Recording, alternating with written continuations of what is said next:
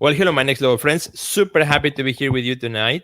In this episode, my good friend Drew Harris and I will be talking about balancing artistic integrity and financial success. We're going to talk about, this idea of us as artists delving into the dilemma that sometimes we have between what we may want to create, the ideas that we have versus, you know, what we know is going to sell or what we know the gallery wants or what we know the collector wants. So which sometimes could be two separate things. So we're going to talk about that conversation that often happens in the studio in our brains. And between Drew and I, we're going to go dive deep into that, maybe share some stories that come to mind, and we'll go from there. So it's going to be a great episode. Don't go anywhere.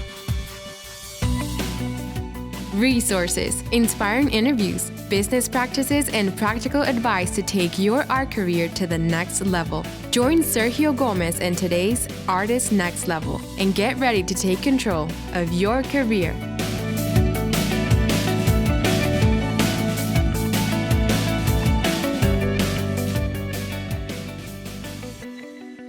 Well, hello, Drew. Good to see you, my friend. How are you? I'm very well, man. Hey, thanks again. Great subject.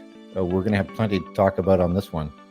Yes, definitely. It's a good one. And I was thinking about this for one reason, and maybe I'll start with that just really briefly, is because, we are only 2 weeks away from the end of the year Art Sales Challenge that we do inside the Art Next Level.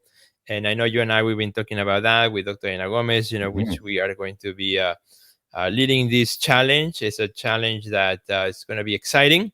To help our artist friends who are in the Art Next Level program to really figure out what they want to do at the end of the year to, get their collectors excited, to come up with an offer, to create their marketing, and so on. So the challenge begins October 2nd. And, because preparing all this marketing and the page and talking about it, this topic of art and business and sales, has been very fresh in my mind. So I think it's a good topic, Drew, that you and I can chat about and discuss, since this is something that probably it might come up also at some point as we go through the challenge with our friends as well. Yeah, well, absolutely. And I think, it's very timely because, marketing and that kind of thing, all marketing right now is gearing towards the end of the year. Yes. So we have to get into that psychological mode of moving into 2024. And I think it's really important that we start it now. We just don't get to a calendar date of January 1st and say, oh, now I have to have 2024 in mind. Right. We should start it now. And I think it's a really great opportunity, particularly for artists. We have this moment where we can really develop new ideas. That will take us through 2024, but end 2023 with, a successful sort of hurrah at the end of the year. With a bang. Sales with a bang. Yeah, absolutely. Yeah, totally right. Who doesn't want that, right? So, I was thinking about this topic and this idea, and I think, you and I, we talk quite a bit, and the more we are in this business of art and the more we have bodies of work and have experience working with collectors, with galleries, I mean, the experience that only time gives you, you get to understand the market and particularly your very own market, right? What kinds of things you create that collectors will like, your buyers will like, and versus what are sort of the things that sometimes you may want to do, even knowing that perhaps it's not going to sit well with your current collector base or gallery base or even your follower base, And I think we can go into those. And maybe to start, I would say, if I make a painting with a figure and butterflies, I know that painting will go off the shelf because I've done plenty of those, and they're gone quickly, right? But I don't want to make just paintings of the figure and surrounded by butterflies, Right. Like it said, you are, Sergio Gomez. There's no one that can paint a Sergio Gomez painting like yourself, Sergio Gomez. Right. So are we expected to? Well, in some cases, yes. People are they are reliant on us to give the same thing. The dynamics of those butterfly paintings. Right. A lot of people love them, but does that mean we have to continue doing them? And I don't think so. However, we should never discount them as a value in what we do. As part of the process, as you say, it's like time has developed this. That was what you were doing at a certain point. There's no right or wrong rule. You can go back to it. Right. But and I think at some point we're trying to encourage people to move forward. Exactly. And at some point, I think we talk about, like in your case, the red paintings, like you said, those red paintings that, even me melt me when I see one of those, right? And it's in the back of your head when you approach a new work, right? Well, this is it. As soon as you mentioned the butterfly paintings and so forth, and the first thing that comes to my mind is the red paintings, red paintings. And I got to a point where it was almost expected. People would say, "I'd love to see your work again. You still doing the red paintings?" So was that an actual question that people ask? Oh, often. Oh, really? Because people, they still remember that. And I didn't even realize how many perhaps I had done over the couple of decades, and those really stood out. So there was should I deny it? And particularly I would say because and that's what I remembered of your work. 20 years later when I first saw it, there was kind of to help our friends who are listening to the podcast, visualize. It was not just a red painting. There was something about your red and the way you apply that red and the way you build up the red that I don't know. It made it memorable. It made an impact. It was like fiery. Well, luminescent red. Well, it was, and that was probably a sort of period in my life where red was significantly either the passion or lack of passion, something that I was trying to strive for. And we're all known for that one little element, something in our work, and we continue to do that. But the overall general color field of paintings, my red paintings, was probably driven by, well, a number of things. If I think about it just here and now, look, I was doing shows in Asia, and what's the color of Asia? Red. Red, yeah. Or at least it was. So that influence was there. And I was doing shows in Chicago then, and there it goes. I continued that red from Asia into the U.S. market. So there are a number of factors, and also the fact that we do these things because we're passionate about certain colors and applications. And the red was just, we've had another podcast recently, speaking with Rennie Taukid of Triart, and one of their reds, Pyrrole Red Medium, was a new color on the market. And it was such a fabulous color that I became known for using just that color. So there are a number of factors in there. But once you started using it, when it got out in the market and people start buying it, collecting it, like you said, did you create that expectation that what is that red paint, Drew painting, or where? Well, and my argument is, am I labeled by that? And I don't think we as artists, I think what keeps driving us forward is, we know our strengths, but we have to, continually push ourselves and offer up something that satisfies us first. Then the market will follow. If we're passionate about what we do, the market will follow. I hadn't done red paintings prior to doing red paintings. So when I did the red paintings, there was something there that I was passionate about. And same with you, the butterfly, the figure in the certain applications, the scale of the work.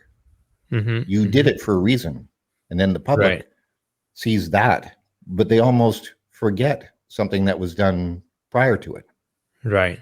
And I love what you said about, you know, do what you want to do with passion and the market will follow. In now, particularly because today, social media, there's so many marketing people who are not artists, who are marketing people who giving advice to artists who preach the reverse, like go and make 5 different things, see which one people vote for, and then go and make 20 of them, right? Because that's what people want. So in other words, create a product that the market loves, and then you saturate the market with that product, which there's nothing wrong with that, in the sense if you want to make a product that just people want to have because it's a product. But I see a distinction between creating a product as to fit a market versus creating art.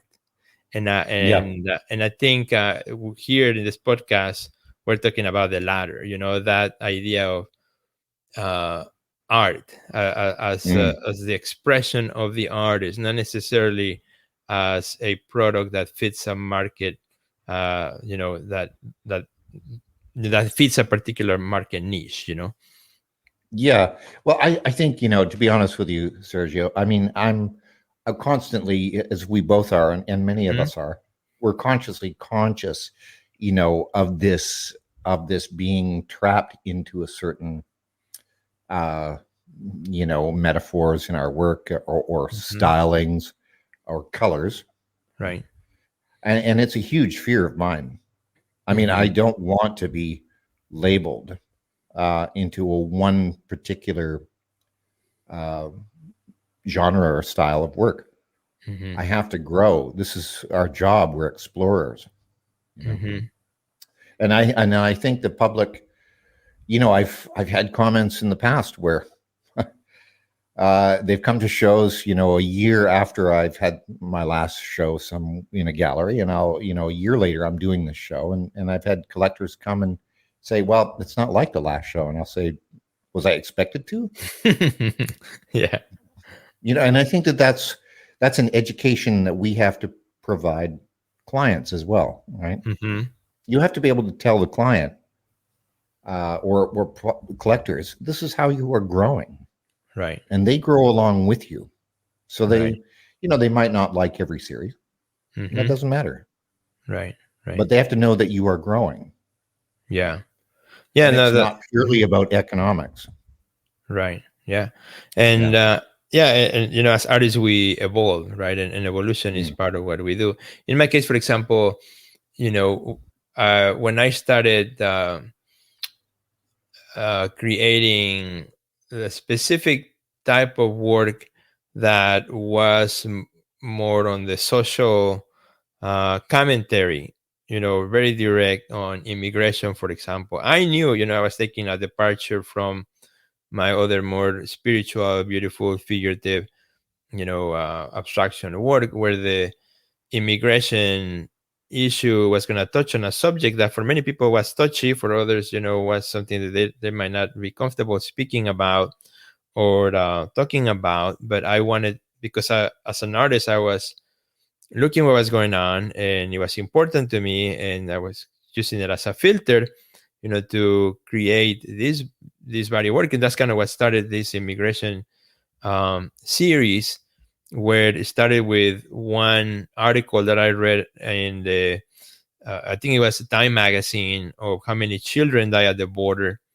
And I started doing more research, and all of a sudden I was like captivated by this topic. Like, wow, we often hear about the adults that cross the border, but you never think about little kids that sometimes get lost in the desert. They die in the desert. Nobody knows who they are. Sometimes they're sent by, through smugglers to get to this side of the border. And so that moved me in a way that, created some of these paintings that I knew they were not going to be commercially viable. Right. Yeah. But they were important for me to make them and to do them. And it really felt good creating them, even though I knew that those paintings, were hard sales because of the subject matter. You would not put a painting perhaps of, 2 children running from the border with a helicopter above them in your living room, right? It's a tough topic. It's a it's a touchy issue, Very tough. particularly here in the United States. So yeah, but this allowed you to grow. You have to. right. I mean, otherwise, you may as well just go and get a job on the line or doing, something. I'm not going to say, like, you know what I mean. Going, taking a day job, and expecting, the same thing every day. And while that's good for some people, I think as artists, the reason why we do what we do is because we get to experience something new each time. Right. There's nothing more boring, I think, than going to an exhibition of works of current artists that that I've seen for 10 years, every year doing the same thing. Yeah. I find it uninspiring. Right. This is why, I hope through this program, through the Art Next Level, that we inspire people to change, and move forward and take chances. Right. I think it. Yeah. Explore different things, different venues. I think you froze. Are you there? Hello. Your screen is frozen. Hello. Can you hear me? You might need to maybe disconnect and try to reconnect again. I don't see you anymore. Oh, okay, you're back, but now I cannot hear you. Okay, there we go. Yeah, you froze What happened there. I don't know. Well, you froze did too. You went blank, like completely black. Well, yeah, you too. I'm like, what happened? Yeah, okay. Oh, edit there. Okay, yeah. I marked it as at the minute 16, so I can keep an eye on it. Okay. Yeah. A minute 16. So it's a minute and 16 seconds that we were. No, I mean at the recording at the 16 minute. That's when you went blank. 16 minute. Oh, yeah. Okay. Oh, since we started, yeah. Yeah. So okay, we're back. So let's continue on. All right. So yeah, I think it's very interesting, and I think as you said, it's important to evolve and to change and to challenge each other to do so.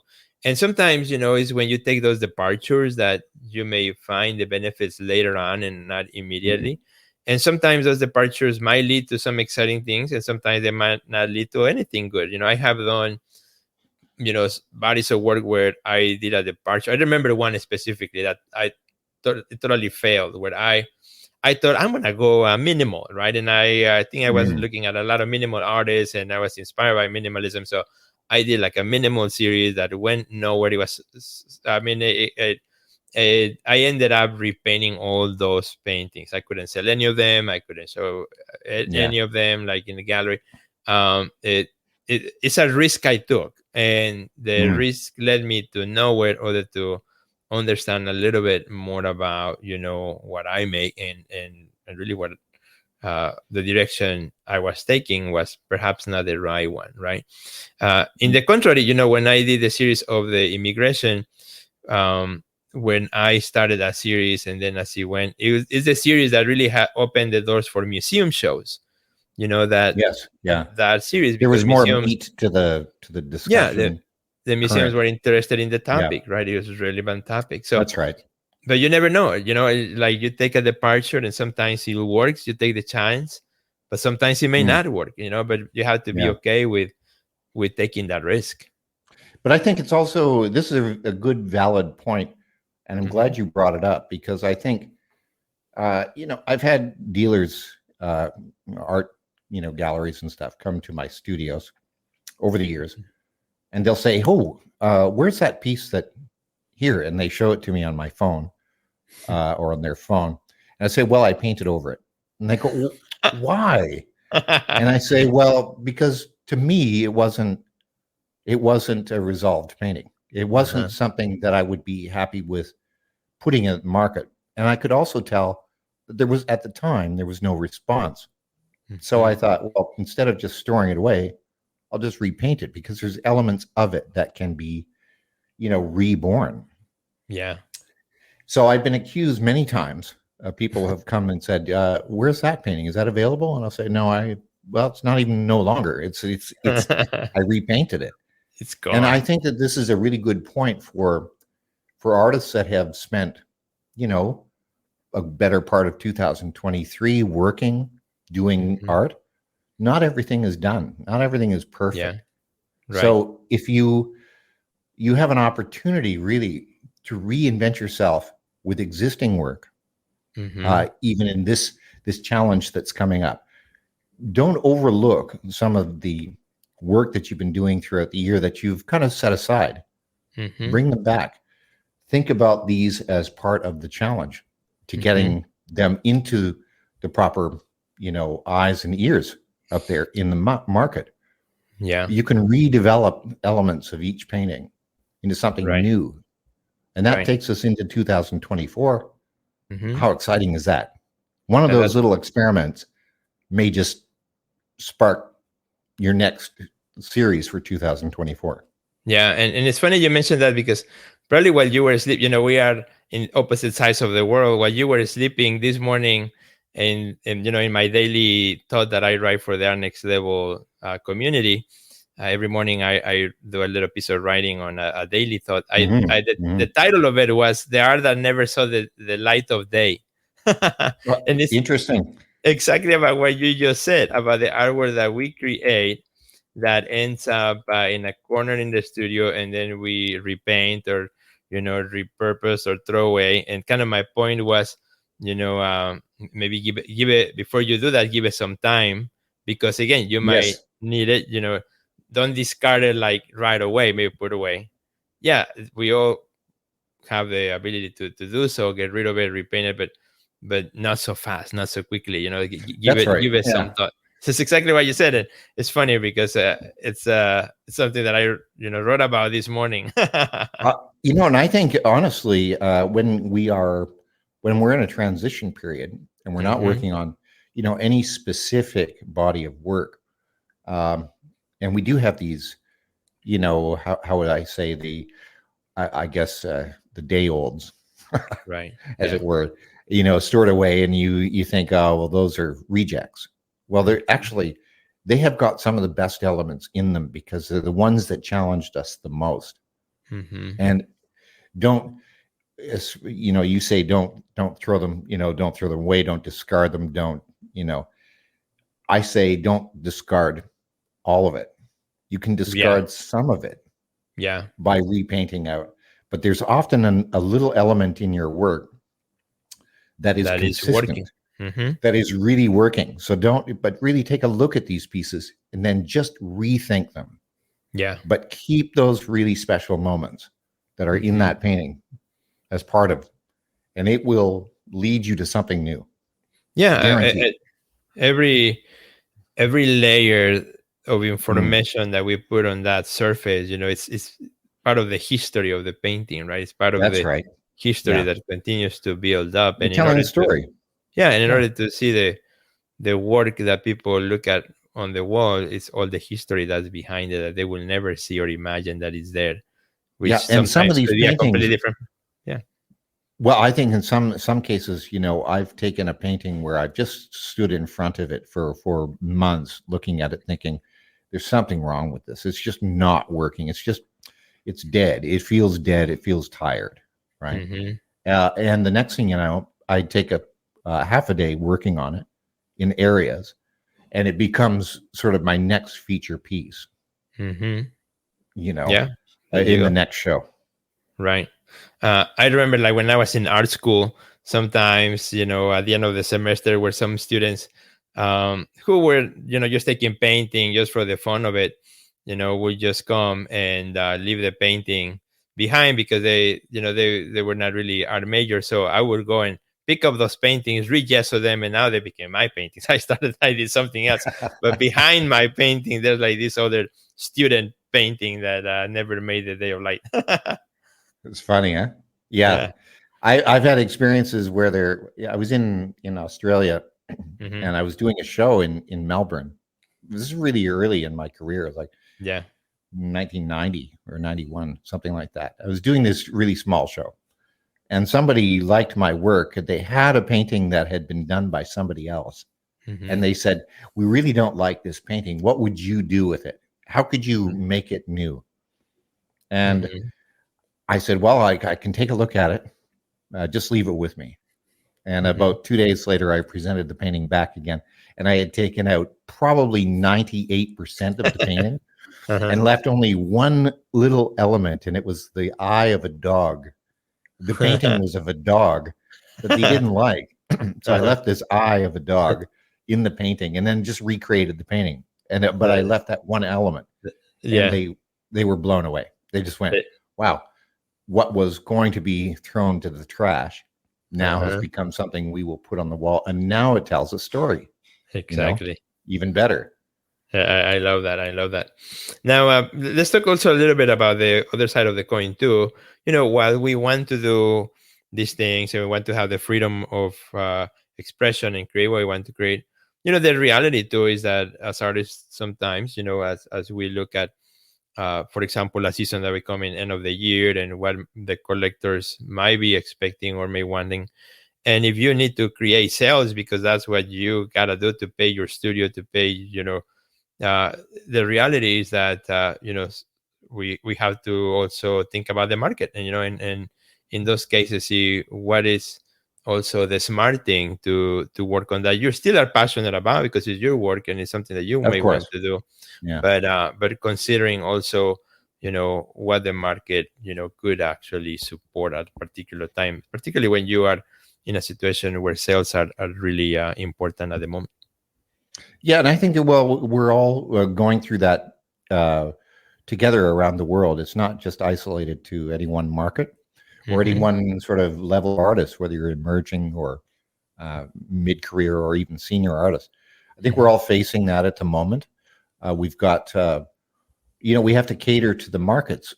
And collectors right now are a little, sometimes they're hesitant and they aren't as quick to purchase in, the big ticket items. So if we can create our work more manageable toward that collector or that new collector that is a little bit overwhelmed by the amount of work that's out there currently right now, then we have to, it's a game. It's not a game. It's a business. We have to think about it like a business. Yeah. And you can't, we can't be putting out, limousines when the market will only pay for, a small car, right? You've got to be real about what you're doing. Right. I'd love to do, 8-foot paintings, every painting I do, but that's going to limit me. Right. So if I can do it on a smaller scale, that gives me an opportunity to introduce my work to new collectors, and it doesn't have them running from, the price point. Right. So it's a really good thing. And then again, back to what we were saying about older work, don't discard that. Offer up some of these old, the works on papers that were kicking around that you thought were kind of duds. Those actually can be some of the best works you've done. And so make them new again. Yeah. I remember that, now as you mentioned that, it really quickly came to my mind a series that I did, I don't know, maybe 15 years ago or so, where I had a series of large works on paper that I hated. I didn't like them, kind of like that, but I put them on the side. I didn't actually throw them away, have them there. And so I cut them into smaller chunks, smaller pieces. And then because they were now cut into smaller sections, all of a sudden they're like new works. And then I worked each one a little bit, and I ended up selling out the entire series, right? Where they, selling the big piece. Yeah, selling the big piece would have been really hard. And I didn't feel it. It really represented me well once I chopped it into smaller sections and added the figure to them. It just like, it worked. It just worked like magic. And it was like, this is great. And sometimes, it happens like this, where accidentally you find kind of what works. Yeah, it's very true. There's another interesting element too. And we talk about this in the program, and I think this is one of the values that I've really taken from what you've given me as advice, and that if it doesn't necessarily mean everyone's seen it when you post it, right? So you reintroduce your work again and again, because eventually that one set of eyes will see that painting, and that's a value that I picked up from you, actually. Knowing that, because I can post a painting or a new series of work, and one day not get the response that I was hoping for, and then repost it a week later, the same content, and all of a sudden it becomes, the hottest thing on my Instagram feed. Exactly. And it's really because it's so saturated in the market. You have to stand out, and you have to see. It has to get to the right set of eyes. Yeah. So and sometimes, if you don't, that's part of this program, and that is, we can develop it. You and I are going to, and with Dr. Yanina, get us, into the headspace of working, of building a new little small body of work for the year end, or it could be a large body of work. It really depends on how you work. We'll talk about studio practice, but then in the marketing side, to get that work out there, which you might say, well, people are not responding to. Actually, they will. Yeah. We just have to resubmit it. Right. Sometimes get it into the right eyes, Yeah. Sometimes the weak link in our marketing is that we are not repeating the story, That's right. And I always talk about like Coca-Cola, Pepsi, the reason their marketing is good is because we see it everywhere, right? It's not a one-time occurrence, That's true. It repeats till it becomes second nature, has become part of our culture, So it's all things need repetition, and sometimes as artists we are afraid to repeat, like, I already posted it, I don't want it to do it again, right? Because why would you kidding? That's the beauty of social media, is that not everybody's on looking at the same paintings every day. That feed will eventually find the right set of eyes. Exactly. I think it's really important. And so that takes us full circle, because, all of that work that you might have done this year, and some of the works that you've posted didn't get the response. If you're anything like me, that, sometimes we get disappointed, and we just put our paintings away, and we think, well, nobody's really responded to that anyway. So I won't repost it.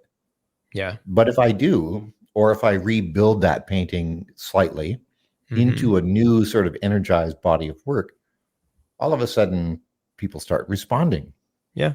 And it's something that I thought was kind of dead in the water. Yeah. Is now all of a sudden very much alive.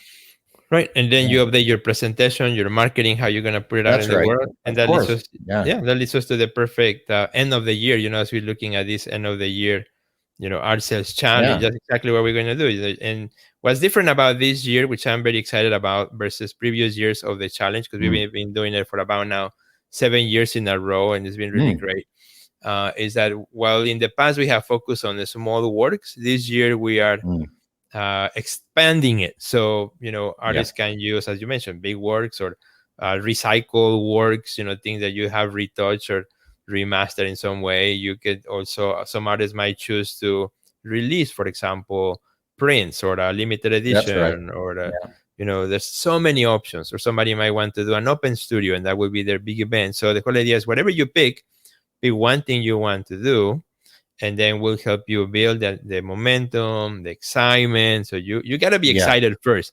If you're not excited, don't expect your audience to be excited, right? That's true. Do the marketing, get your organization in place, which Drew is going to help us with that, and then building also collector relationships, because there may be that, because what you do in your marketing this year, the sales may come next year, but because of the effort that you did this year, and you kept up with those relationships and those people that visited your studio, that then big things can come out of that, Well, that's the Coca-Cola Pepsi thing, exactly. You're burning into the retinas of your collectors, your work, and they may not pick it up immediately, But someone always, you know, remembers a piece a year later, Right. 2 years Right. later, they'll say, recall that piece. You still have it. Mm-hmm. And let's hope you don't. Mm-hmm. Let's hope you sold it. But if you do, it's a welcome surprise. So people do see your work. Yeah. You know, And I that is. remember just one small thing about this challenge too, Uh-huh. which I really loved, because when I joined the program in 2019, that's when you had just released this new challenge. The I think challenge. I Yeah. came midway through it, Yeah. but it was the Small Works Challenge, and I remember thinking, "Wow, this is unbelievable," because I'm a big uh, format artist, Mm-hmm. and I this challenged me to do something different. So I Yeah. did, I believe, 10 small works Right. at the time. So that made the my work all of a sudden much more accessible. Mm-hmm. And you know, to a new collector, someone wants to start the process of collecting Mm-hmm. my work. They want to start small. It's Yeah. fantastic. Right.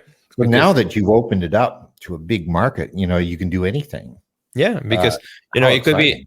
yeah, it could be smaller in size, but it could also be smaller in price point. It could be, for example, an edition of prints. Let's say you don't want to do new work, but you want to maybe release 5 pieces, with limited edition, sign, and make a whole big deal about them. Well, this is your opportunity, right? Or, Yeah, you it's a know, great opportunity. yeah. And you know, look at the advances just in the last couple of Oh, years incredible. for Yeah. printing, printing Yeah. on demand. It's Uh, incredible. it's really incredible. Hmm. So the opportunities are vast. Right. Right.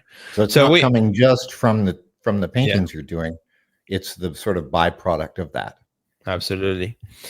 And to wrap it up, my friends, and to wrap it up, Drew, I want to invite everyone, to check out the end of the year art sales challenge. It begins October 2nd, so everybody's invited to check that out. And to take the challenge, you got to be a member of the Next Level program. Go visit our website. There's a special offer for also people who may want to give it a try. So go to the artistnextlevel.com. You'll find the link under the description of this podcast. Click on the link, check out all the details, all the information. It will tell you what it is, how it works. It's pretty much just 10 weeks. You get one video Mhm. every Monday, either from Dr. Ana Gomez or from Drew or from me. Then inside of our community program, we will have activities. We'll be connecting with each other. We have Q&A sessions every Thursday where you can ask any question you may have about your marketing, your organization, your mindset.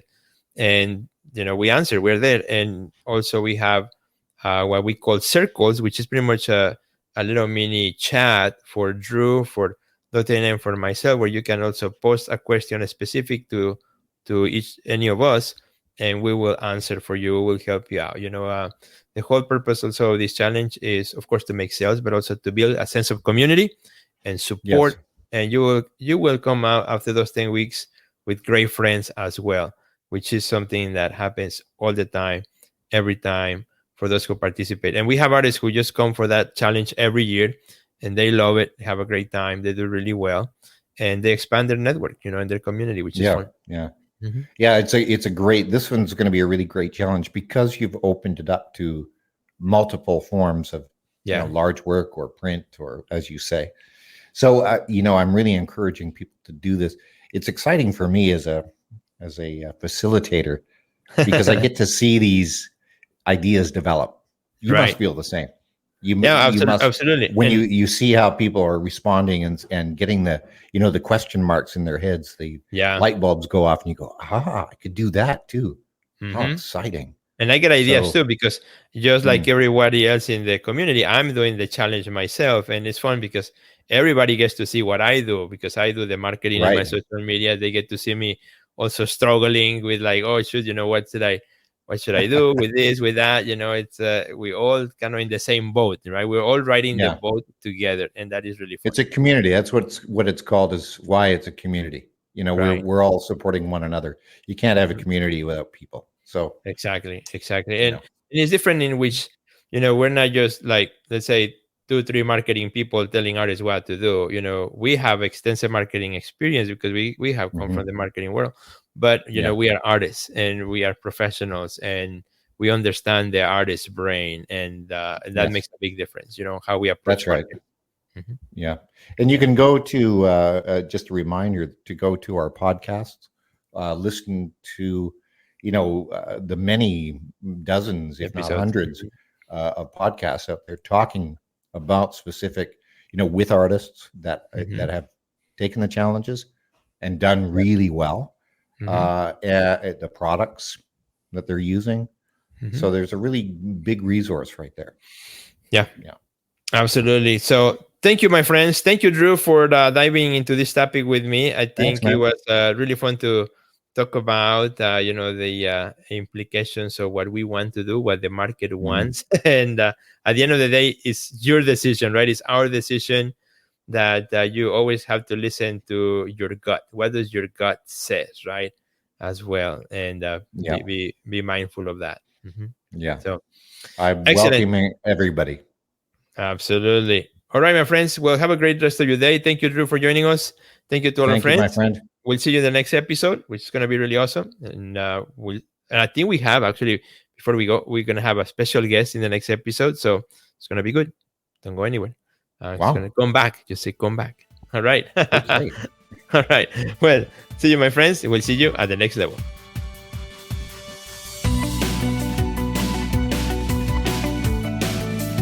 Check out our website at www.theartistnextlevel.com, where you will find our podcast library, learn about our upcoming webinars, find resources relevant to your career, and much more. Thanks for listening to today's podcast, and we'll see you at the next level.